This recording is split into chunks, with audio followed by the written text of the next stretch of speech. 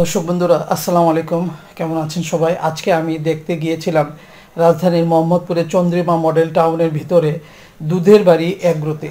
এখানে অনেক সাইজের গরু থাকলেও গরুর দাম মনে হয় একটু বেশি। অনেকেই দেখে দেখে চলে যাচ্ছে, আমরাও এখান থেকে চলে আসলাম।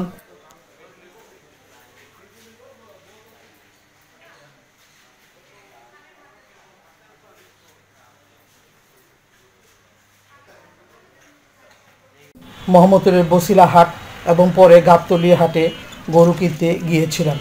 হাজারীবাগ হাটে না হলে গাবতলী হাটে আপনারা গিয়ে দেখতে পারেন। পর্যাপ্ত গরু গাবতলীতে আমি দেখেছি। গাবতলীর হাটে অনেক গরু এবং কেনাকাটা বেশ জমে উঠেছে। তারা ব্যাপারী চন্দ্রনগরের ছোট ছোট মাল বিক্রি করেন। এটা কত দাম চার দাদা?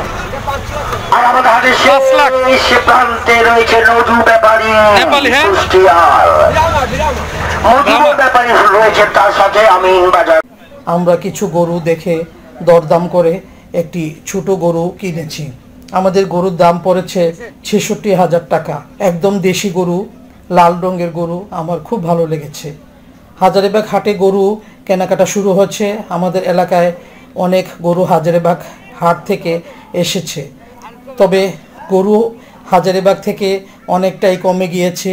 এখনও হাতে একদিন বাকি রয়েছে ঈদের, তাই আপনারা আর দেরি না করে এখনই হাটে গিয়ে আপনার পছন্দের পশু কিনে ফেলুন। তবে বিকেলের দিকে আমি আবার হাটে গিয়েছি ছাগল কিনতে। অনেক দরদাম করে অবশেষে একটি ছাগল কিনেছি ১৩,০০০ টাকা দিয়ে।